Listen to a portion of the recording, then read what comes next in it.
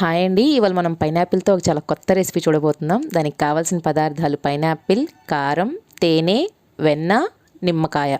First ఒక పైనాపిల్ని తీసుకొని చక్కగా దాన్ని పీల్ తీసేసి మనం చక్కగా కట్ చేసుకొని పక్కన పెట్టుకోవాలి. చూసారు కదా, నేను పీల్ తీసేసాను. మనకి ఏ షేప్లో కావాలంటే ఆ షేప్లో కట్ చేసుకోవచ్చు అండి. నేనైతే రౌండ్ షేప్లో కట్ చేస్తున్నాను.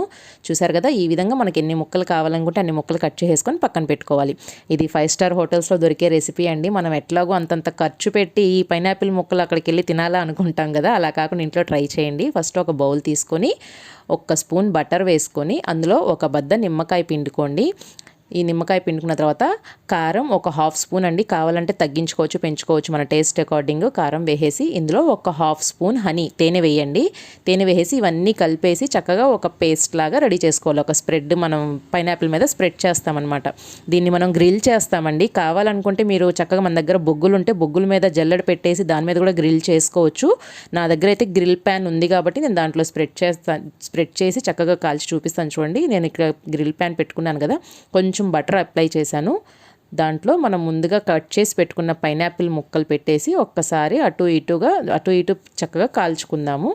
కాల్చుకున్న తర్వాత లాస్ట్లో ఆ స్ప్రెడ్ అనేది రాసుకుంటే బాగుంటుందండి. ఎందుకంటే దాంట్లో కారం అది ఉంది కాబట్టి మనం ఎక్కువసేపు మనం పెనం మీద ఫస్టే రాసేసి పెడితే అది మాడిపోయినట్టుగా అయిపోయి వాసన మారిపోతుంది, టేస్ట్ మారిపోతుంది, చేదు వచ్చేస్తుంది అనమాట కారం మాడిపోయినట్టుగా ఉంటే.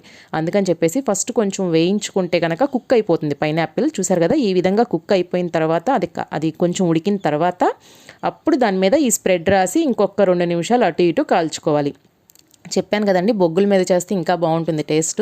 మనం హోటల్స్కి వెళ్ళి అంతంత కాస్ట్ పెట్టి పైనాపిల్ ముక్కలు తినడానికి మనకు మనసు ఒప్పదు. కానీ ఇంట్లో ట్రై చేయండి, పిల్లలకి కొత్తగా పెట్టినట్టు ఉంటుంది. సీజనల్ ఫుడ్ దొరికినప్పుడే మనం ఎంత తీసుకోగలిగితే ఎన్ని విధాలుగా తీసుకోగలిగితే అన్ని విధాలుగా తింటే మనకి హెల్త్కి మంచిది కదా. ఎప్పుడూ ఒకే విధంగా ముక్కలు కోసి పెడితే పిల్లలు తినరు. సో కొత్తగా ట్రై చేయండి. 5 స్టార్ హోటల్ రెసిపీ అంటే పిల్లలు టేస్ట్ బాగోపోయినా కూడా తినడానికి ఇష్టపడతారు. ఈ విధంగా తప్పకుండా ట్రై చేయండి. టేస్ట్ అయితే చాలా బాగుంది. ఈ విధంగా 2 సైడ్స్ ఇట్లాగా ఈ బటర్ స్ప్రెడ్ చక్కగా ఇట్లా స్ప్రెడ్ చేసేసి కాల్చుకోవాలి. ఇది మంచి కలర్ వచ్చే వరకు కాల్చుకొని మనం ప్లేట్లోకి తీసుకొని సర్వ్ చేసుకోవటమేనండి. ప్లీజ్ అండి, వీడియోస్ నచ్చితే లైక్ చేస్తూ ఉండండి, షేర్ చేస్తూ ఉండండి, నా ఛానల్ని సబ్స్క్రైబ్ చేసుకోండి. మీరు నా వీడియోస్ని లైక్ చేసినా షేర్ చేసినా ఇంకొంతమందికి నా వీడియో అనేది ఫార్వర్డ్ అవుతుంది. తప్పకుండా చేసి నన్ను సహకరిస్తారని కోరుకుంటున్నాను. Thanks for watching. Thank you.